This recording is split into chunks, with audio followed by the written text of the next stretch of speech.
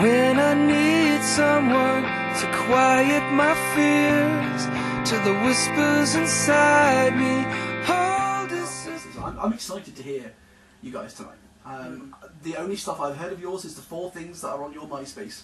Alright, okay. And I've listened to them over. I don't know what's on Myspace. Because what have we got on? Maybe. Well, no. And this would be interesting. How much do you know is on your own Myspace? No, there you go. I'm actually fairly connected to that kind of thing, but I think maybe there's Almost There on there, and a song I wrote for my friends who are trying to get pregnant.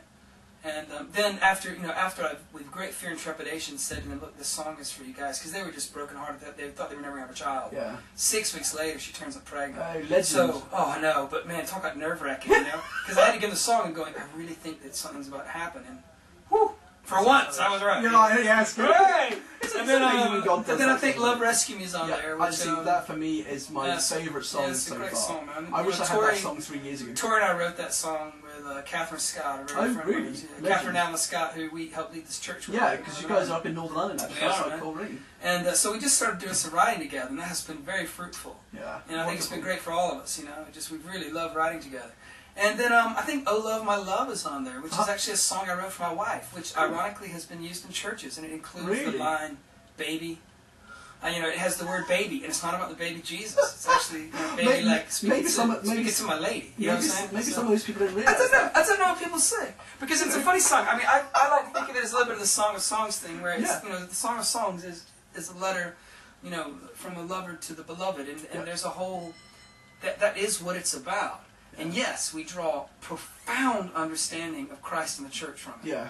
But that's the wonderful thing about it, is that we're able to draw so much from understanding that, you know? That's why romantic comedies are so popular. It's cheesy romantic comedies. It's true. Because the whole world is trying to find something they were designed for in the first place.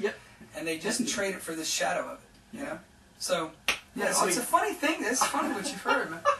Be interested to see what you think after you've heard some other songs. And I think, you know, one of the funny things has been is that some of the reviews of the record, I mean, there's a review on the iTunes site in America that I love, where someone has written, you know, I love this record, it's really good. I would go to give it 5 stars, but some of the songs could be considered secular and not worship songs. So therefore, you know, they had to take 1 star off the rating. Oh, you know, only 4 instead of 5 stars. I was living like, what's that all about? Do you not know your Bible? Have you seen some of the stuff that happens? I know. No, mate. But I think that it's in a way, what I think is profound is when we have something to say about all of life, and not just about this tiny, tiny slice that is the church. Yeah. And I mean what we do in church. It's a tiny slice.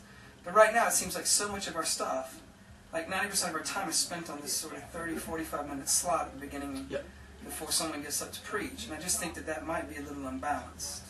Maybe. It's just possibly a little bit. No, I mean, I've got to admit, my humble approach. Humble approach. I mean, I'm a